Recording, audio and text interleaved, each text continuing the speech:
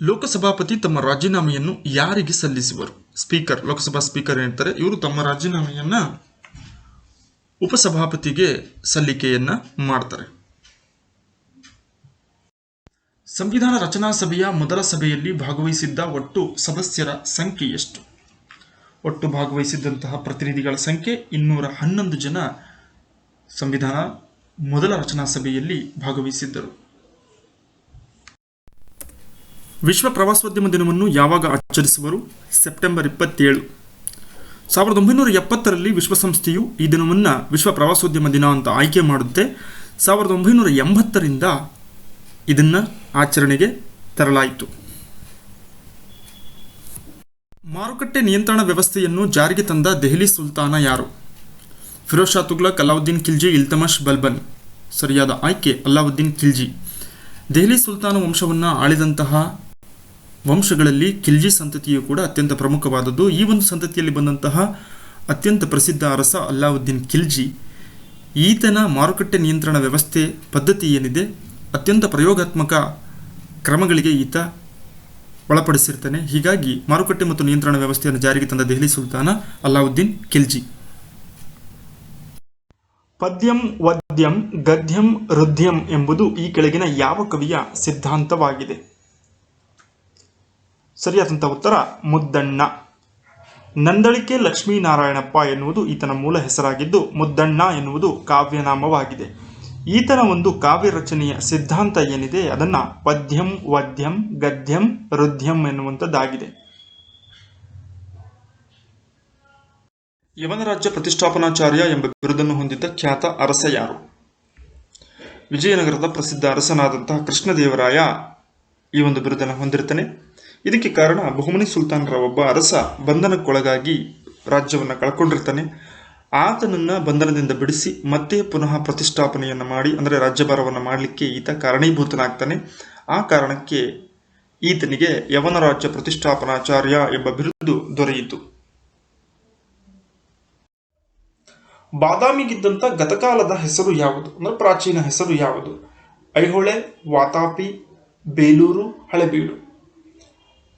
ಇದಕ್ಕೆ ಸರಿ ಉತ್ತರ ಬಾದಾಮಿ, ವಾತಾಪಿ ಎಂಬುದು ಅದರ ಪ್ರಾಚೀನ ಹೆಸರಾಗಿತ್ತು. ಏಷ್ಯಾ ಖಂಡದ ಅತಿದೊಡ್ಡ ಪರ್ಯಾಯ ದ್ವೀಪ ಯಾವುದು?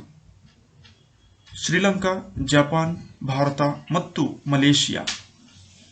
ಈ 4 ದೇಶಗಳಲ್ಲಿ ಯಾವ ದೇಶವನ್ನು ಏಷ್ಯಾ ಖಂಡದ ಅತಿದೊಡ್ಡ ಪರ್ಯಾಯ ದ್ವೀಪ ಅಂತ ಕರೀತಾರೆ ಅಂದರೆ ಭಾರತ ದೇಶವನ್ನು. ಪರ್ಯಾಯ ದ್ವೀಪ ಅಂತ ಹೇಳಿದ್ರೆ 3 ಕಡೆ ನೀರಿನಿಂದ ಆವೃತವಾಗಿದ್ದು ಒಂದು ಕಡೆ ಭೂಭಾಗವನ್ನು ಹೊಂದಿದ್ರೆ ಅಂತಹ ಪ್ರದೇಶವನ್ನು ಪರ್ಯಾಯ ದ್ವೀಪ ಅಂತ ಕರೀತಾರೆ. ಅದಕ್ಕೆ ಅತ್ಯುತ್ತಮ ಉದಾಹರಣೆ ಭಾರತ ದೇಶವಾಗಿದೆ. ಹಡಗು ನಿರ್ಮಾಣದಲ್ಲಿ ಪ್ರಪಂಚದಲ್ಲಿ ಮೊದಲ ಸ್ಥಾನದಲ್ಲಿರುವಂತಹ ದೇಶ ಯಾವುದು? ಹಡಗುಗಳನ್ನು ನಿರ್ಮಾಣ ಮಾಡೋದರಲ್ಲಿ ಪ್ರಪಂಚದಲ್ಲಿ ಮೊದಲ ಸ್ಥಾನ ಜಪಾನ್, ರಷ್ಯಾ, ಚೀನಾ ಮತ್ತು ಅಮೆರಿಕ. ಈ 4 ದೇಶಗಳಲ್ಲಿ ಹಡಗು ನಿರ್ಮಾಣದಲ್ಲಿ ಪ್ರಪಂಚದಲ್ಲಿ ಮೊದಲನೇ ಸ್ಥಾನದಲ್ಲಿರುವಂಥದ್ದು ಜಪಾನ್ ದೇಶವಾಗಿದೆ. ಬಾಂಬೆ ಕ್ರಾನಿಕಲ್ ಎಂಬ ಪತ್ರಿಕೆಯ ಸಂಪಾದಕರು ಯಾರು? ಮಹಾತ್ಮ ಗಾಂಧೀಜಿ, ಬಾಲಗಂಗಾಧರ ತಿಲಕ್, ಫಿರೋಜ್ ಶಾ ಮೆಹ್ತಾ, ಸಿ.ಆರ್. ದಾಸ್ ಅಥವಾ ಚಿತ್ತರಂಜನ್ ದಾಸ್. ಇದಕ್ಕೆ ಸರಿ ಉತ್ತರ ಫಿರೋಜ್ ಶಾ ಮೆಹ್ತಾರವರು. ಬಾಂಬೆ ಕ್ರಾನಿಕಲ್ ಎಂಬುದು ಇಂಗ್ಲಿಷ್ ಭಾಷೆಯಲ್ಲಿ ಮುಂಬೈನಿಂದ ಪ್ರಕಟವಾಗುತ್ತಿದ್ದಂತಹ ಪತ್ರಿಕೆ. ಇದನ್ನು 1910ರಲ್ಲಿ ಫಿರೋಜ್ ಶಾ ಮೆಹ್ತಾರವರು ಪ್ರಾರಂಭ ಮಾಡಿದರು. ಅಭಿನವ ಭಾರತ ಎಂಬ ಕ್ರಾಂತಿಕಾರಿ ಸಂಘಟನೆಯನ್ನು ಸ್ಥಾಪಿಸಿದವರು ಯಾರು? ವಿ.ಡಿ. ಸಾವರ್ಕರ್, ಹರ್ದಯಾಳ್, ಭಗತ್ ಸಿಂಗ್, ತಾರಕ್ನಾಥ್. ಈ ಒಂದು ಅಭಿನವ ಭಾರತ ಎಂಬ ಕ್ರಾಂತಿಕಾರಿ ಸಂಘಟನೆಯನ್ನ ಸ್ಥಾಪಿಸಿದಂಥವರು ವಿನಾಯಕ ದಾಮೋದರ್ ಸಾವರ್ಕರ್. ಕ್ಯಾಬಿನೆಟ್ ಮಿಷನ್ ಆಯೋಗ ಭಾರತಕ್ಕೆ ಬಂದ ವರ್ಷ ಯಾವುದು? 1942, 1945, 1946, 1947. ಭಾರತಕ್ಕೆ ಸ್ವಾತಂತ್ರ್ಯವನ್ನು ಹಸ್ತಾಂತರಿಸುವಂತಹ ರಚನೆಗೆ ಸಂಬಂಧಪಟ್ಟ ಹಾಗೆ ಅತ್ಯಂತ ಪ್ರಮುಖ ಪಾತ್ರವನ್ನು ವಹಿಸಿದ್ದು ಕ್ಯಾಬಿನೆಟ್ ಮಿಷನ್. ಇದು ಭಾರತಕ್ಕೆ ಆಗಮಿಸಿದ್ದು 1946ರಲ್ಲಿ. ಬಂಗಾಳದ ವಿಭಜನೆಯನ್ನು ಮಾಡಿದಂತಹ ವರ್ಷ ಯಾವುದು? 1906, 1907, 1905, 1911. ಇವುಗಳಲ್ಲಿ ಬಂಗಾಳದ ವಿಭಜನೆಯನ್ನು ಮಾಡಿದಂತಹ ವರ್ಷ 1905. ಈ ಬಂಗಾಳದ ವಿಭಜನೆ ಪ್ರಕ್ರಿಯೆಯನ್ನು ಮಾಡಿದಂಥವನು ಲಾರ್ಡ್ ಕರ್ಜನ್. ಬ್ರಿಟಿಷ್ ಸರ್ಕಾರವು ಜಲಿಯನ್ ವಾಲಾಬಾಗ್ ಹತ್ಯಾಕಾಂಡದ ಬಗ್ಗೆ ತನಿಖೆ ನಡೆಸಲು ನೇಮಿಸಿದಂತಹ ಆಯೋಗ ಯಾವುದು? Simon commission, Hunter commission, Butler commission. ಇವು ಯಾವುದೂ ಅಲ್ಲ. ಜಲಿಯನ್ ವಾಲಾಬಾಗ್ ಹತ್ಯಾಕಾಂಡ 1919ರಲ್ಲಿ ಜರುಗುತ್ತೆ. ಪಂಜಾಬಿನ ಅಮೃತಸರದ ಜಲಿಯನ್ ವಾಲಾಬಾಗ್ ಎಂಬಲ್ಲಿ ಜನರಲ್ ಡಯರ್ ಎನ್ನುವಂಥ ಬ್ರಿಟಿಷ್ ಅಧಿಕಾರಿಯ ಆಜ್ಞೆಯ ಮೇರೆಗೆ ಅಲ್ಲಿ ಸೇರಿದ್ದಂತಹ ಜನರ ಮೇಲೆ ಗುಂಡಿನ ಮಳೆಯನ್ನು ಗೆರೆಯಲಾಯಿತು. ಇದರ ತನಿಖೆಯನ್ನ ಮಾಡಲಿಕ್ಕೋಸ್ಕರ ನೇಮಿಸಿದಂಥ ಆಯೋಗದ ಹೆಸರು ಹಂಟರ್ ಕಮಿಷನ್ ಅಥವಾ ಹಂಟರ್ ಆಯೋಗ. ಭಾರತೀಯ ರಾಷ್ಟ್ರೀಯ ಕಾಂಗ್ರೆಸ್ ಪ್ರಥಮ ಅಧಿವೇಶನ ಎಲ್ಲಿ ಜರುಗಿತು? ಮುಂಬೈ, ಕೋಲ್ಕತ್ತಾ, ಕಾನ್ಪುರ್, ಬೆಳಗಾವಿ. 1885ರಲ್ಲಿ ರಾಷ್ಟ್ರೀಯ ಕಾಂಗ್ರೆಸ್ ಸ್ಥಾಪನೆಯಾಗುತ್ತೆ ಎ.ಓ. ಹ್ಯೂಮ್ರವರಿಂದ. ಇದರ ಮೊದಲ ವಾರ್ಷಿಕ ಅಧಿವೇಶನ ಏನಿದೆ ಅದು ಪ್ರಥಮ ಅಧಿವೇಶನ ನಡೆದಿದ್ದು ಮುಂಬೈನಲ್ಲಿ. ಉಮೇಶ್ ಚಂದ್ರ ಬ್ಯಾನರ್ಜಿ ಅಧ್ಯಕ್ಷತೆಯನ್ನ ವಹಿಸಿದ್ದರು. ಮಹಾತ್ಮ ಗಾಂಧಿಯವರ ಹೋರಾಟ ಕಾರ್ಖಾನೆ ಕೆಲಸಗಾರರಿಗೆ ಸಂಬಂಧಿಸಿದೆ. ಯಾವ ಹೋರಾಟ? ಕಾರ್ಖಾನೆಯ ಕೆಲಸಗಾರರಿಗೆ ಸಂಬಂಧಿಸಿತ್ತು. ಅಹಮದಾಬಾದ್ ಹೋರಾಟ, ಖೇಡಾ ಹೋರಾಟ, ಚಂಪಾರಣ್ಯ ಹೋರಾಟ ಯಾವುದೂ ಅಲ್ಲ. ಮಹಾತ್ಮ ಗಾಂಧೀಜಿಯವರು ಕಾರ್ಖಾನೆ ಕೆಲಸಗಾರರಾಗಿ ಮಾಡಿದಂತಹ ಹೋರಾಟ ಅಹಮದಾಬಾದ್ ಕಾರ್ಖಾನೆಗಳ ಹೋರಾಟ ಅಂತ ಇದನ್ನ ಕರಿತೀವಿ. ಆಲ್ ಇಂಡಿಯಾ ಮುಸ್ಲಿಂ ಲೀಗ್ ಅನ್ನು 1906ರಲ್ಲಿ ಎಲ್ಲಿ ಸ್ಥಾಪನೆ ಮಾಡಲಾಯಿತು? ಇಸ್ಲಾಮಾಬಾದ್, ಢಾಕಾ, ಲಕ್ನೋ, ಅಲಿಗಢ್. ಇದರಲ್ಲಿ all India league Muslim league ಅನ್ನು 1906ರಲ್ಲಿ ಆಗಾ ಖಾನ್ ರವರ ನೇತೃತ್ವದಲ್ಲಿ ಬಾಂಗ್ಲಾದೇಶದ ರಾಜಧಾನಿ ಢಾಕಾದಲ್ಲಿ ಇದನ್ನು ಸ್ಥಾಪನೆ ಮಾಡಲಾಯಿತು. ಯಾವ ಕಾಂಗ್ರೆಸ್ ಅಧಿವೇಶನದಲ್ಲಿ ಗಾಂಧಿ ಇರ್ವಿನ್ ಒಪ್ಪಂದ ಅಂಗೀಕರಿಸಲ್ಪಟ್ಟಿತು? ಕರಾಚಿ ಅಧಿವೇಶನ, ಕಲ್ಕತ್ತಾ ಅಧಿವೇಶನ, ತ್ರಿಪುರಾ ಅಧಿವೇಶನ, ಲಾಹೋರ್ ಅಧಿವೇಶನ. ಗಾಂಧಿ ಇರ್ವಿನ್ ಒಪ್ಪಂದ ಅಂಗೀಕರಿಸಲ್ಪಟ್ಟಿದ್ದು ಕಲ್ಕತ್ತಾ ಅಧಿವೇಶನದಲ್ಲಿ. ಚಂದ್ರಗುಪ್ತ ಮೌರ್ಯನ ಪ್ರಧಾನಮಂತ್ರಿ ಯಾರಾಗಿದ್ದರು? ಅತ್ಯಂತ ಸುಲಭದ ಪ್ರಶ್ನೆ ಇದು. ಇದಕ್ಕೆ ಸರಿ ಉತ್ತರ ಯಾವುದಿರಬಹುದು? ಕೌಟಿಲ್ಯ, ರುದ್ರದಾಮನ್, ಮೆಗಸ್ತಾನಿಸ್, ವಿಷ್ಣುಗೋಪ. ಸರಿಯಾದಂಥ ಉತ್ತರ ಕೌಟಿಲ್ಯ. ಈತನ ಪ್ರಸಿದ್ಧ ಗ್ರಂಥ ಅರ್ಥಶಾಸ್ತ್ರ, ರಾಜ್ಯಾಡಳಿತಕ್ಕೆ ಸಂಬಂಧಪಟ್ಟ ಹಾಗೆ ಪ್ರಮುಖ ಬೆಳಕನ್ನು ಚೆಲ್ಲುವಂಥ ಅರ್ಥಶಾಸ್ತ್ರ ಕೃತಿಯನ್ನು ರಚನೆ ಮಾಡಿದವನು ಕೌಟಿಲ್ಯ. ಈತನು ಮೌರ್ಯ ವಂಶದ ಪ್ರಥಮ ಅರಸನಾದಂಥ ಚಂದ್ರಗುಪ್ತ ಮೌರ್ಯನ ಪ್ರಧಾನಮಂತ್ರಿಯೂ ಕೂಡ ಆಗಿದ್ದ. ಚೋಳರ ಕಾಲದಲ್ಲಿ ತಮಿಳು ರಾಮಾಯಣವನ್ನು ಬರೆದವರು ಯಾರು? ಕಂಬನ್, ವಾಲ್ಮೀಕಿ, ರಾಜೇಂದ್ರ ಚೋಳ, ಶಂಕರಾಚಾರ್ಯರು. ತಮಿಳು ರಾಮಾಯಣವನ್ನ ರಚಿಸಿದಂಥವನು ಕಂಬನ್ ಎಂಬ ಪ್ರಸಿದ್ಧ ಕವಿ. ರಾಮಚರಿತ ಮಾನಸ ಗ್ರಂಥವನ್ನು ಬರೆದವರು ಯಾರು? ತುಳಸಿದಾಸರು, ಭಕ್ತರಾಮದೇವ್, ವಾಲ್ಮೀಕಿ, ಭಕ್ತ ಕಬೀರ. ಇವರಲ್ಲಿ ರಾಮಚರಿತ ಮಾನಸವನ್ನು ರಚನೆ ಮಾಡಿದಂಥವರು ತುಳಸಿದಾಸರವರು. ಭಾರತದಲ್ಲಿ ಅತಿ ಹೆಚ್ಚು ಸಿಮೆಂಟ್ ಅನ್ನು ಉತ್ಪಾದಿಸುವಂತ ರಾಜ್ಯ ಯಾವುದು? ಕರ್ನಾಟಕ, ತಮಿಳುನಾಡು, ಆಂಧ್ರಪ್ರದೇಶ ಮತ್ತು ಉತ್ತರ ಪ್ರದೇಶ. ಈ 4 ರಾಜ್ಯಗಳಲ್ಲಿ ಸಿಮೆಂಟ್ ಅನ್ನು ಅತಿ ಹೆಚ್ಚು ಉತ್ಪಾದಿಸುವಂತ ರಾಜ್ಯ ತಮಿಳುನಾಡು ರಾಜ್ಯವಾಗಿದೆ. ಭಾರತದಲ್ಲಿ ಅತಿ ಹೆಚ್ಚು ರಾಷ್ಟ್ರೀಯ ಹೆದ್ದಾರಿಗಳಿರುವಂತಹ ರಾಜ್ಯ ಯಾವುದು?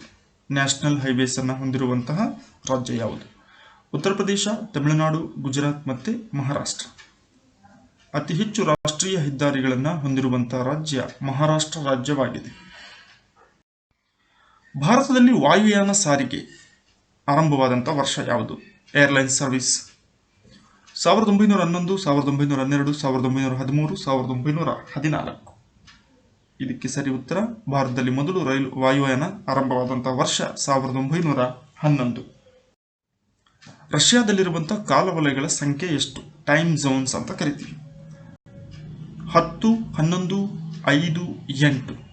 ರಷ್ಯಾದಲ್ಲಿರುವಂತಹ ಒಟ್ಟು ಕಾಲವಲಯಗಳ ಸಂಖ್ಯೆ 11. ನಮಗೆಲ್ಲ ಗೊತ್ತಿರುವಂತೆ ವಿಸ್ತೀರ್ಣದಲ್ಲಿ ಅತ್ಯಂತ ದೊಡ್ಡ ದೇಶವಾಗಿರುವಂತಹ ರಷ್ಯಾ ಏಕಮಾನದ ಸಮಯವನ್ನು ನಿರ್ಧಾರ ಮಾಡುವಂಥದ್ದು ಅಥವಾ ಬಳಸುವಂಥದ್ದು ಕಷ್ಟ. ಆ ಕಾರಣಕ್ಕೋಸ್ಕರ ರಷ್ಯಾದ ಇಡೀ ದೇಶವನ್ನ 11 ಕಾಲವಲಯಗಳಾಗಿ ವಿಂಗಡಣೆ ಮಾಡಲಾಗಿದೆ. ರೇಡಿಯೋ ತರಂಗಗಳನ್ನು ಪ್ರಸಾರ ಮಾಡುವ ವಾಯುಮಂಡಲದ ವಲಯ ಯಾವುದು? ಪರಿವರ್ತನಾ ವಲಯ, ಮಧ್ಯಂತರ ವಲಯ, ಅಯಾನು ವಲಯ ಮತ್ತು ಬಾಹ್ಯ ವಲಯ. ಇದರಲ್ಲಿ ರೇಡಿಯೋ ತರಂಗಗಳನ್ನು ಭೂಮಿಗೆ ಪ್ರತಿಫಲಿಸುವಂತಹ ವಾಯುಮಂಡಲದ ವಲಯ ಅಯಾನು ವಲಯವಾಗಿದೆ. ಭೂಭಾಗಕ್ಕೆ ಚಾಚಿಕೊಂಡಿರುವ ಸಮುದ್ರದ ಭಾಗವನ್ನು ಏನೆಂದು ಕರೆಯುವರು? ಕೊಲ್ಲಿ, ಖಾರಿ, ಖಂಡಾವರಣ ಪ್ರದೇಶ ಮತ್ತು ಜಲಸಂಧಿ. ಈ 4ರಲ್ಲಿ ಭೂಭಾಗಕ್ಕೆ ಚಾಚಿಕೊಂಡಿರುವ ಸಮುದ್ರದ ಭಾಗವನ್ನು ಕೊಲ್ಲಿ ಎಂದು ಕರೆಯುವರು. ಸುರ್ತಿ, ಮುರಾ, ಮೆಹಸಾನಾ, ನಾಗಪುರಿ ಇವು ಯಾವ ಪ್ರಾಣಿಯ ತಳಿಗಳಾಗಿದ್ದಾವೆ?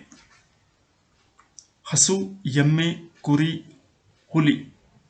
ಇವುಗಳಲ್ಲಿ ಸುರ್ತಿ, ಮುರಾ, ಮೆಹಸಾನ, ನಾಗಪುರಿ ಎಂಬುವಂಥವು ಭಾರತದಲ್ಲಿರುವಂತಹ ಎಮ್ಮೆ ಪ್ರಾಣಿ ಏನಿದೆ ಅದರ ಒಂದು ತಳಿಗಳಾಗಿದ್ದಾವೆ.